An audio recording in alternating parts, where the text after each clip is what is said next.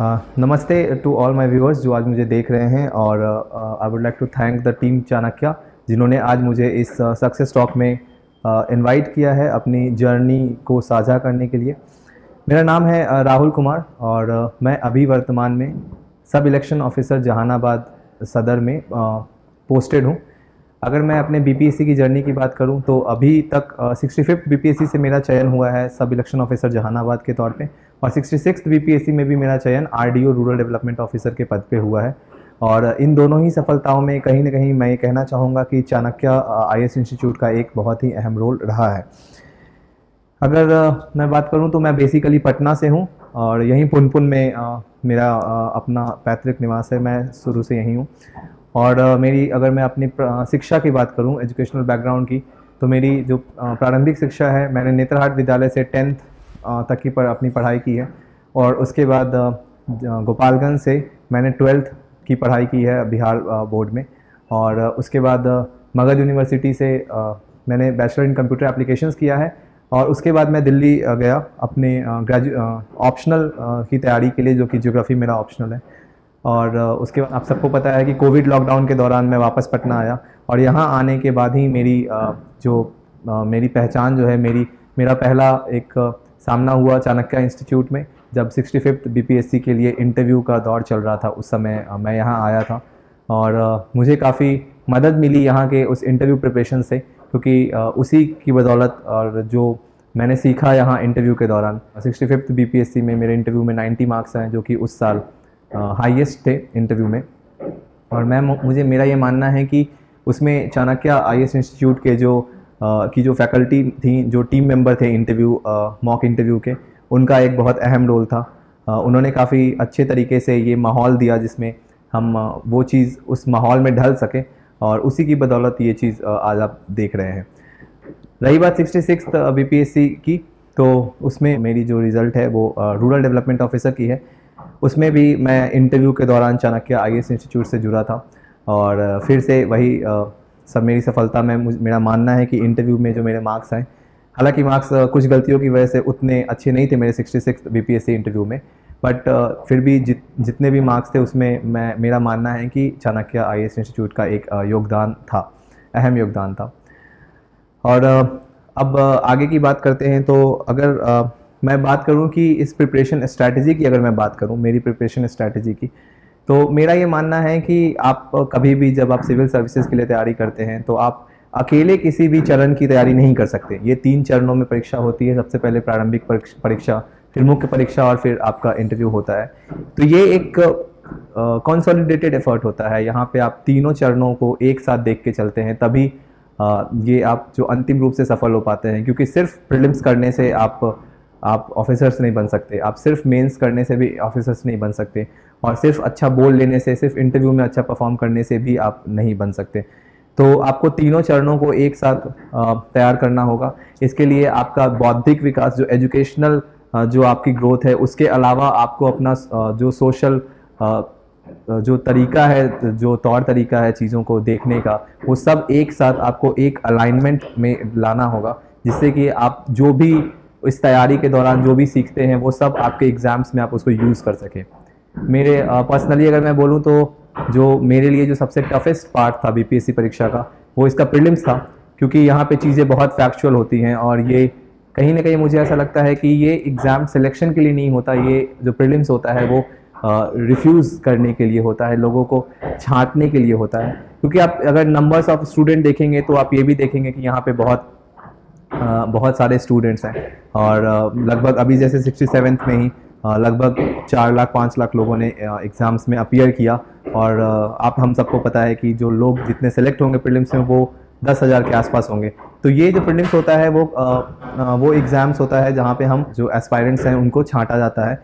और उसके लिए अगर मैं बताऊँ, अगर प्रीलिम्स के लिए कि मेरी क्या तैयारी की स्ट्रेटजी रही, तो मैंने पहले जो बेसिक बुक्स थी उनको एक बार पढ़ा। जैसे आप सबको बेसिक बुक्स के बारे में जानकारी है, लक्ष्मीकांत है हमारे पास, उसके बाद स्पेक्ट्रम है राजीव वहीर सर की, तो वगैरह ये बुक्स जो भी बेसिक बुक्स हैं जो कि आपको सिविल सर्विसेज प्रिपरेशन में पढ़नी ही होती हैं, वो सारी बुक्स मैंने पढ़ी। और उसके बाद अगर मैं स्पेसिफिकली बात करूं कि जब एग्ज़ाम टाइम पे आप क्या पढ़ना होता है, आपको जब एग्ज़ाम्स नज़दीक हो, तो मैंने उसके लिए घटना चक्र को फॉलो किया था,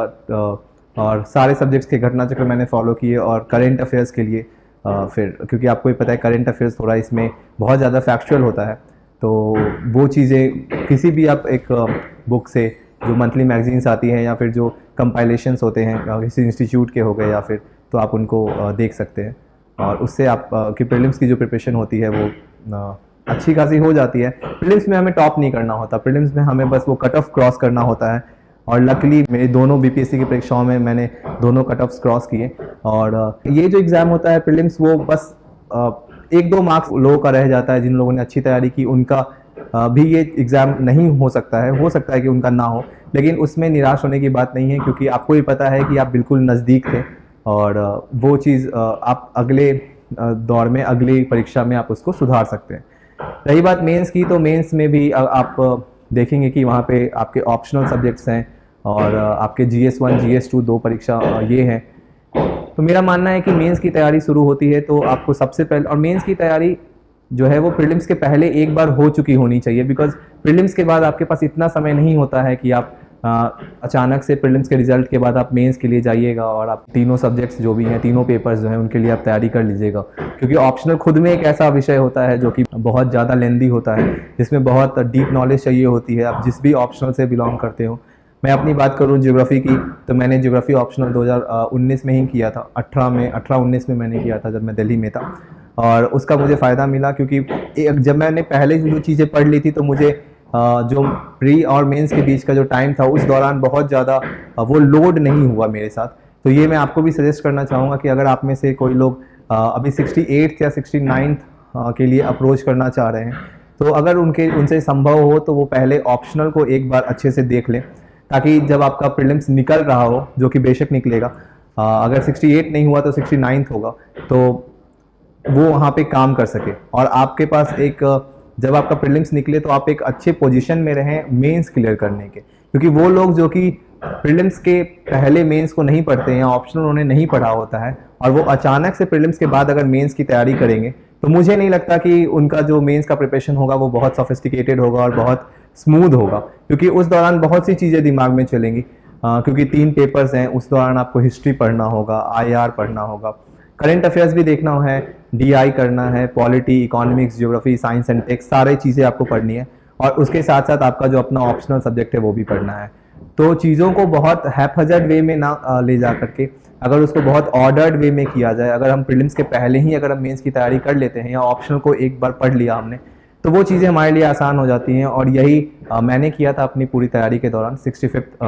के पहले ही मैंने एक बार ऑप्शनल और GS कर लिया था, और जिसकी वजह से 65th प्रीलिम्स के बाद, हालांकि टाइम काफ़ी मिला, कोविड लॉकडाउन की वजह से एग्ज़ाम्स कंटिन्यूसली डिले होते गए,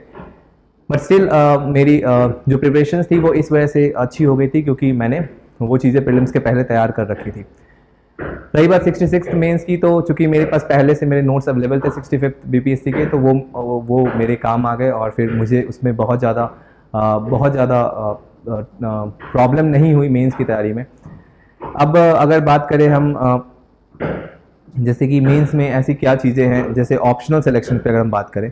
तो ऑप्शनल सिलेक्शन एक ऐसा चीज़ है जिसमें जो एक बहुत क्रूशियल रोल है, जिसका एक बहुत डिसाइडिंग फैक्टर के रूप में जो इस पूरे परीक्षा के दौरान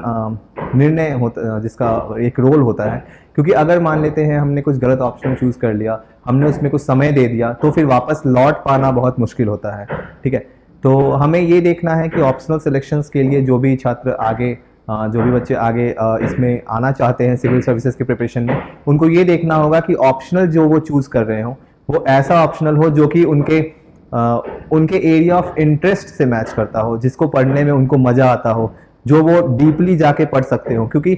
ऑप्शनल कोई ऐसा सब्जेक्ट नहीं है जिसमें आपको एक जनरल इंट्रोडक्शन और जनरल नॉलेज टाइप आंसर लिखना है। उसमें आपको बहुत सी चीज़ें कोट करनी होती हैं। उसमें आपको, अगर आप जैसे ज्योग्राफी, जैसे कि मैं ज्योग्राफी की बात करूं, तो ज्योग्राफी ऑप्शनल एक बहुत सिंपल ऑप्शनल नहीं है। इसमें आपको, जिन लोगों ने ऑप्शनल लिया है उनको पता है, इसमें आपको ज्योग्राफर्स कोट करने होते हैं, इसमें आपको थ्योरीज भी कोट करनी होती हैं, थ्योरीज भी इसमें आता है, जिसको आपको थ्योरीज को एक्सप्लेन करना होता है। तो चीज़ें, हर ऑप्शनल की अपनी अपनी विशेषता है, अपने अपने प्रॉब्लम्स हैं, और इन सबको ध्यान में रखते हुए कि आप किस ऑप्शनल के साथ सबसे कंफर्टेबल हैं, आपको अपना ऑप्शनल चूज़ करना चाहिए। क्योंकि ऑप्शनल मेरे ख्यालन मुझे ऐसा लगता है कि एक वो पेपर होता है जो मेकिंग और ब्रेकिंग होता है। मीन्स अगर आपने ऑप्शनल में अच्छा परफॉर्म कर दिया तो वो 300 नंबर में अगर आपके 190-200 मार्क्स आ जाते हैं तो मुझे लगता है कि आपके मार्क्स आप मेंस में सर्टेनली क्वालिफाई कीजिएगा। एक दूसरा डिसाइडिंग फैक्टर जो मुझे मेंस की परीक्षा में लगता है वो है डेटा इंटरप्रिटेशन, स्टैटिस्टिक्स जो पार्ट होता है। 72 मार्क्स का वो पेपर होता है और मुझे ऐसा लगता है कि 72 मार्क्स वो जो होते हैं स्टैटिस्टिक्स के, अगर वो ऐसे मार्क्स हैं जिनको कंप्लीटली आप ग्रैब कर सकते हैं, और वो मार्क्स जहाँ पे आपको पर question 40% 50% on an average marks मिल रहे हैं, वहाँ पे अगर आपको 2 क्वेश्चंस में 100% मार्क्स और इवन 90% मार्क्स मिल जाए तो आप सोच सकते हैं कि आपका जो नंबर होगा वो कितना ऊपर शॉट करेगा। और वो भी तब जबकि कट ऑफ जो है वो ओवरऑल मार्क्स का अराउंड 50% के आसपास ही जा रहा है। उसमें अगर आप टोटल 2 क्वेश्चंस में अगर आप 90% स्कोर कर जाते हैं तो वो बहुत अच्छी बात होगी। तो डीआई के लिए मेरा ऐसा मानना है कि डीआई में कुछ बहुत ज़्यादा कैलकुलेशंस नहीं होते, बहुत तीखे मैथ नहीं होते। आपको बस ये करना होता है कि पिछले 5 साल के क्वेश्चंस आप उठाइए और आप उन सारे क्वेश्चंस को सॉल्व कीजिए, ठीक है। पिछले 5 साल के जितने भी क्वेश्चंस हैं मैंने ये देखा है और मैंने ये ऑब्जर्व किया है कि वही पैटर्न, एक ही तरह के क्वेश्चंस जो होते हैं वो कंटिन्यूअसली फॉलो किए जाते हैं, उनको पूछा जाता है, बस उनमें डिजिट्स चेंज किए जाते हैं। तो अगर आपको ये पता होगा कि उस तरह के क्वेश्चंस को चेंज कैसे बनाना कैसे है, सॉल्व कैसे करना है, तो डिजिट्स मैटर नहीं करते। और जैसे कि मैं एग्जांपल में ये बताऊं तो अगर आपको ये पता है कि एक पाई चार्ट में डिग्री को परसेंटेज में कैसे चेंज करना है, या डिग्री अगर 36 डिग्री मेरे पास दिया है तो वो कितना परसेंट होगा, तो फिर आप पाई चार्ट्स के क्वेश्चन आसानी से सॉल्व कर सकते हैं। क्वेश्चंस को पढ़ना एक बहुत डिसाइडिंग फैक्टर, बहुत क्रूशियल फैक्टर हो जाता है डेटा इंटरप्रिटेशन में, क्योंकि क्वेश्चंस कभी-कभी हम क्वेश्चंस को उल्टा समझ लेते हैं कि इसका इतना परसेंट या इसका इतना परसेंट, ये समझना एक बहुत इंपॉर्टेंट फैक्टर हो जाता है। तीसरा कि कैलकुलेटर, चूंकि आपको सबको पता है कि अलाउड होता है मेंस के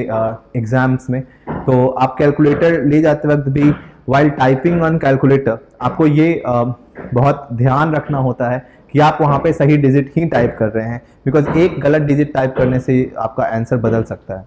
तो ये सब कुछ छोटी चीज़ें हैं जो कि डेटा इंटरप्रिटेशन के क्वेश्चंस को सॉल्व करते वक्त बहुत ध्यान रखनी होती है, और अगर आपने ये चीज़ें की तो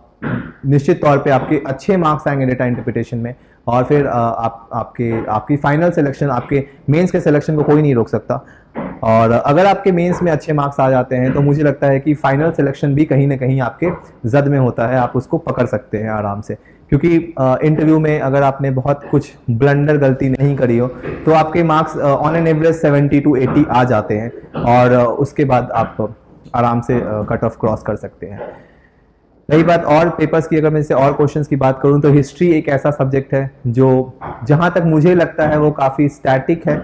उसमें कुछ ही क्वेश्चंस होते हैं जो कि आपको करने होते हैं कॉन्सेप्चुअली। आपको अगर आपने उसको तैयार कर रखा है 20, 25, 30 क्वेश्चंस होते हैं। वो लिस्ट मैंने यहाँ चाणक्य इंस्टीट्यूट की भी देखी थी, उनके भी क्वेश्चंस के एक लिस्ट थे हिस्ट्री के, जो मैंने 66 के एग्ज़ाम के पहले मैं जब यहाँ आया था तो मुझे वो प्राप्त हुई थी। तो अगर आपने वो कॉन्सेप्चुअली अगर आपने वो सारी चीज़ों को एक अच्छे से याद कर लिया, कुछ फैक्चुअल उसमें आपने अपना इनपुट दिया, जैसे नेम ऑफ सम मतलब the freedom fighters who participated in civil disobedience movement और the non cooperation movement kind of,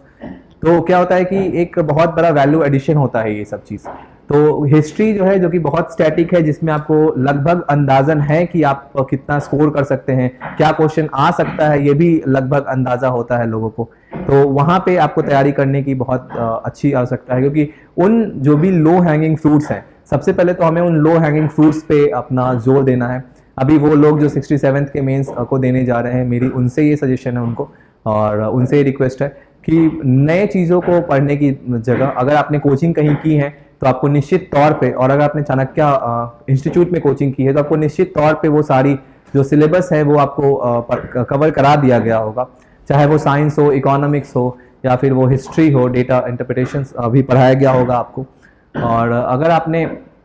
वो चीज़ें कवर करा दी गई है तो अब